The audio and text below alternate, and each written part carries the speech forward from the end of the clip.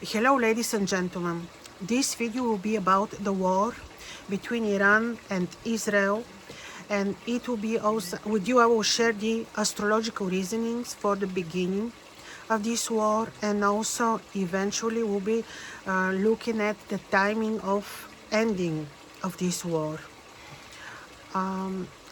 We will be looking at the major astronomical cycles, astrological cycles, between which involve trans-Saturnian planets, Pluto, Neptune, Uran.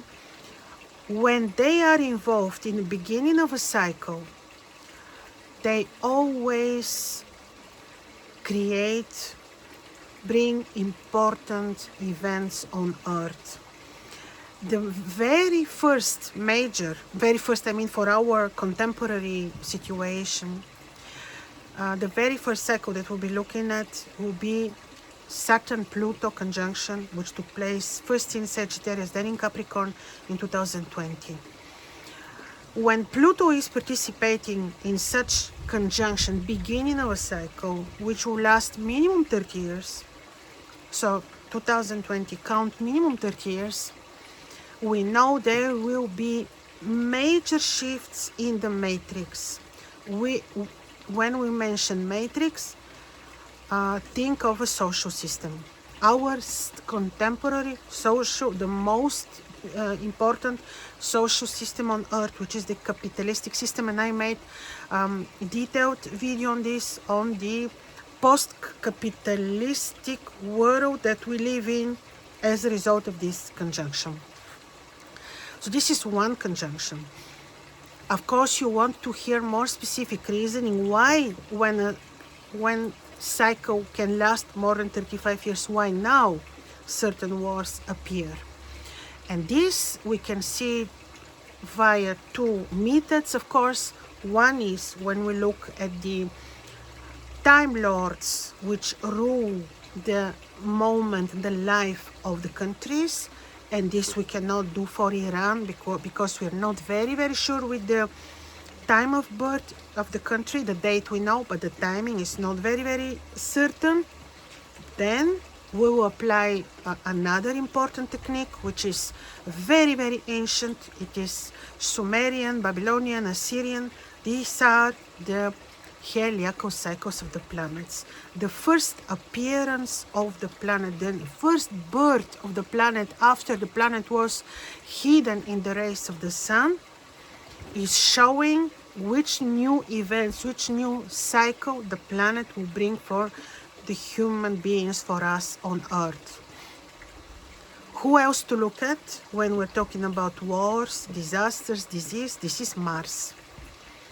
And like I mentioned previously, we are not connecting with the high vibrational energies of Mars, which are very beautiful, because the level of consciousness on Earth is not yet that high, so we can connect with the lower vibrations of Mars, which are war, disasters, different conflicts, and so on.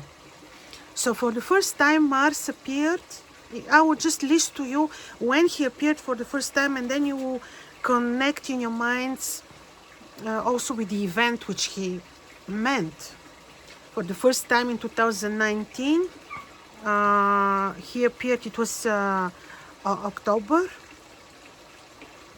He appeared in Virgo, health crisis. Immediately after that, I don't have to remind to you. Later on, in 2020 morning, first he had in Scorpio, this was December of 2021. On the 15th of December, Mars appeared for the first time in Scorpio, and he brought the war, Russia-Ukraine, and I've been mentioning this in videos before the war. I've been telling you Mars will bring war-like situation. I was not sure that it will be real war or war-like situations. This I've been saying.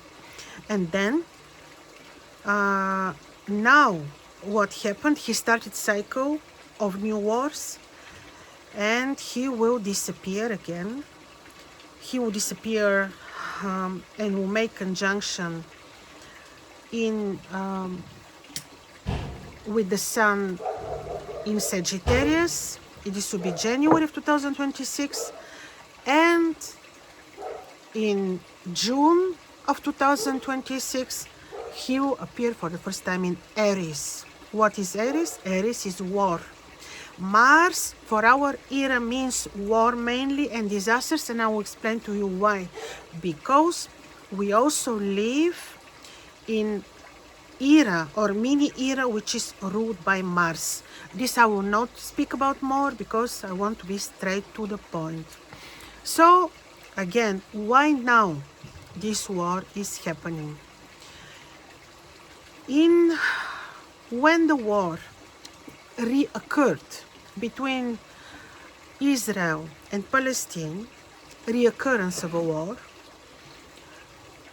just days before this created event, Israel entered cycle. For Israel, we can be very certain with the Time Lords, because Israel was born in 1948, and we have the time and we have the everything, the specific details, birth details. So when Israel was born, just day before this, when we have the time of birth of Israel. So when the war reoccurred, day before the reoccurring event, which was again theater for us to watch. So when this theater reoccurred, Israel entered 20 years cycle of Rahu, and Rahu is extremely bad in the horoscope of Israel. This will be 20 years very, very hard time for them. Therefore, I will not concentrate so much on the horoscope of Israel. I had video on this. Very specifically, I've been telling you about the horoscope of Israel. I will be looking at Iran now. So Israel will be running a very, very heavy karmic payments of karma cycle. So what is going to happen also now? A few months ago, this year in April, Rahu and Saturn conjoined in the very last degrees of Pisces, just before Rahu left Pisces. These were the last degrees of Pisces. Rahu and Saturn conjoined. I told you also previously in a video, always when Rahu and Saturn meet, you see historically, because only the history can tell us which specific placements on the sky, what their meaning is. So when Rahu and Saturn conjoin in general, I told you when there is a war they stop it, when there is no war they start it. So I know it sounds vague, but actually it is not, because you see what happened, and this is right on the ascendant of Iran. This happened in the last degrees of Pisces. Rahu and Saturn conjoined. Again, why now? We are narrowing down the timing. Saturn-Neptune conjunction. Remember in my very previous video, and also the similar video I made in November of 2024, I told you that we'll be having a major event, which is Neptune-Saturn conjunction, which conjunction always is very revolutionary, and this conjunction is always bringing revolutionary war-like or revolutionary conflicts events, such as Egyptian-English War, Russian Revolution. It happened right when Saturn-Neptune conjoined. Now, couple days ago, Neptune and Saturn conjoined on the ascendant degree of the horoscope of Iran. This is very, very hard for them, and this is promising 35-year cycle. And also Saturn in the horoscope of Iran is very badly placed. He's fallen. He's in Leo. So even if we don't have the exact time of birth, only when you look at the fallen Saturn, you know that the karma of these people is hard, and there is a possibility for poverty in the country. And also, of course, difficult events to occur, very karmic. So Saturn and Neptune are conjoining right on the ascendant of Iran. And like I told you, this is always very revolutionary. Shifts, you will see that the social system of Iran, in Iran, will also change. Like the way they live now will never be the same. And actually this is sad, because the way the Iranians live is beautiful. It is really beautiful. I've been there and I found this country amazing. So they will say goodbye to their regime, to the social system. But again, this is a cycle of another 35 years to look at forward. Then, remember, Rahu, Saturn conjoined on their ascendant. So this is so serious, it can't be more serious. So this is one thing. They also have half return of the nodes. Now Rahu is in Aquarius, where they have their Ketu, and Ketu is in Leo, where they have their Rahu and Saturn. So you will see when Ketu conjoins their Saturn, this will promise another crisis. The question is how long this war may last. Minimum 3 years is my very sad answer. Very possibly to last 3 years of conflicts, because Saturn will be transiting on their ascendant for another 2.5 years, and Saturn will also make conjunction with their Sun. Eventually this can mean change of the head of the country, the Tsar, the king, or change of the whole ruling elite. So this will be also very important, because Saturn, good or bad, he's always bringing the very karmic events. And when you have this in combination with the half nodal returns, with the eclipses which will be taking place during this year, conjoining their Saturn, you will see major changes in the system, in the ruling elite. It will be really very big.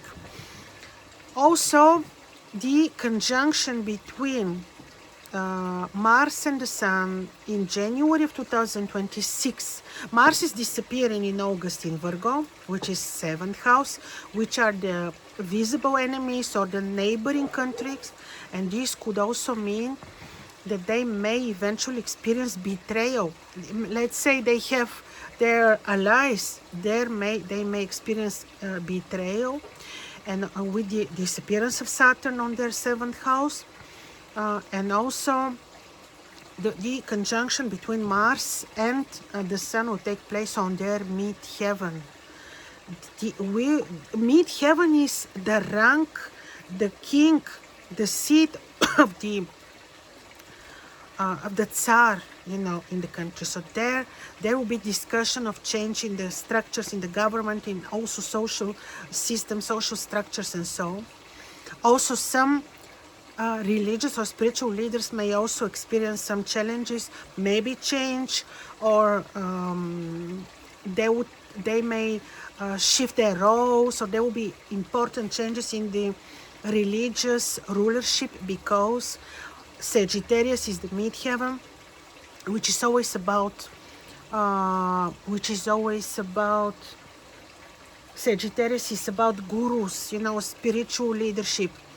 And Mars is meeting there the Sun. So there will be decisions made regarding this, and Mars appears for the first time later on in Aries, which will be taking place, in the summer of 2026. And this is the 2nd house. Financial system also may be involved. And this first appearance of Mars is happening in degrees, which are the sexual parts of the Aries, the animal. This is not easy appearance of Mars. It's a little bit negative appearance, and this is certainly not promising peace. So combining this with the 3-year cycle of Saturn on the ascendant of Iran, later on conjoining the Sun. Continue with the fact that Mars appears for the first time in Aries, and we know that Mars in the horoscope of Iran is invisible with Mercury, and on the ascendant of the country, we cannot really hope for soon to see peace there. Very, very unfortunately. We cannot hope very soon to see peace. So there will be ups and downs. We will see change in the way the war is theater will be organized, because in August Mars is disappearing. So you will see changes in the scenario in the theater. And later on, totally different. Later on, for many months, Mars will be invisible. So things will be happening involving a lot of secret services and so. And then he appears not promising peace. So this is one thing I wanted to tell you. Then you see we have Mars, Saturn, Mars-Saturn opposition, which will also be valid in August, in September. Another quite hard, you know, when Mars will be in Virgo and Saturn, you know, in this is happening on the ascendant and descendant of Iran. So September and August could also be quite difficult. What can I tell you? I will tell you, when there is a war, I will repeat to you, when there is a war, the wars occur always when the matrix needs to be upgraded and they want to change the social systems. Then they play the scenario of wars. The wars are always orchestrated. You will not see even one war occurring naturally. All wars historically go 2000 years ago, go in the Roman times. All wars are being orchestrated. They need now war in order to upgrade the system, to upgrade the matrix. And is it karmic? It is karmic for Iran, unfortunately. It sounds a bit like cliche, but maybe it is not cliche, because Iran, the Persians have a very difficult Saturn. They have good Jupiter, exalted, beautiful, which is saving them all the time. Their spirituality, their benevolent, good nature. The people are very good, very kind, beautiful people because of their Jupiter trining the ascendant, ruling the ascendant. So it means spirituality, even belief system, religion is leading, which we know. I'm not discovering the television now, but Jupiter is exalted. This is saving them. This is saving their lives all the time.